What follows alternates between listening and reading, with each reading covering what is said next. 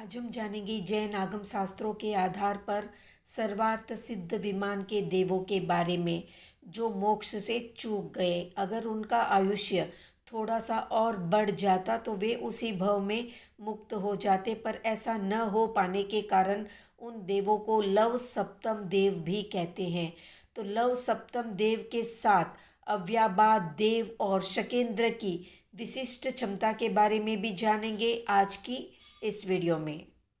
तो जो देव पूर्व भव में 7 लव जितनी उम्र अगर ज़्यादा होती तो मोक्ष चले जाते, ऐसे देवों को शास्त्र में लव सप्तम देव कहा जाता है।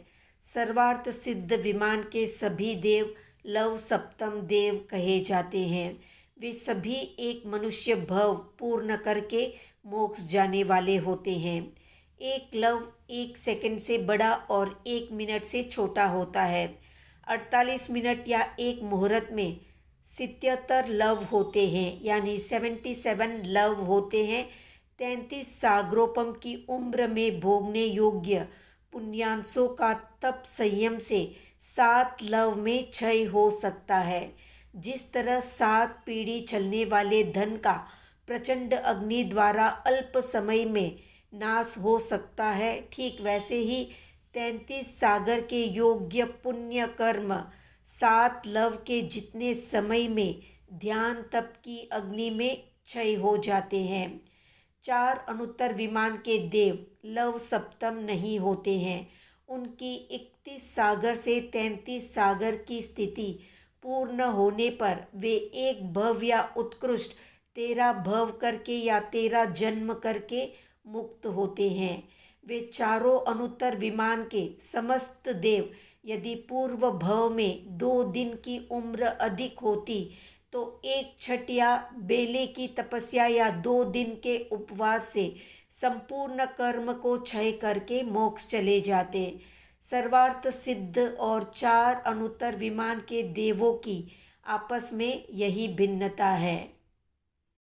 वैसे पांचों ही अनुत्तर विमान ही कहलाते हैं, जहाँ संपूर्ण लोक की अपेक्षा सर्वोत्तम, श्रेष्ठ, श्रेष्ठतम वर्ण, गंध, रस और स्पर्श होते हैं।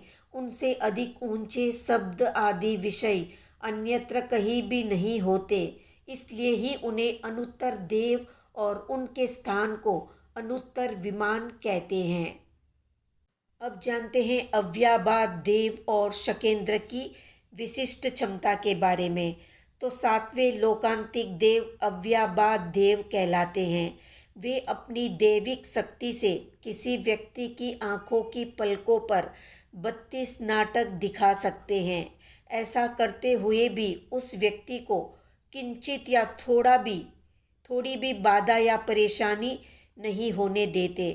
शकेंद्र अपनी वैक्रिय शक्ति से किसी व्यक्ति का सिर का छेदन करके चूरा चूरा करके कमंडल में भर सकते हैं और तत्काल पुनः उस सिर को जोड़कर रख सकते हैं। ऐसा सब इतनी शीघ्रता और सफाई के साथ वे करते हैं कि उस व्यक्ति को थोड़ी भी तकलीफ नहीं होती। ये दैविक शक्ति की क्षमता का एक उदाहरण है।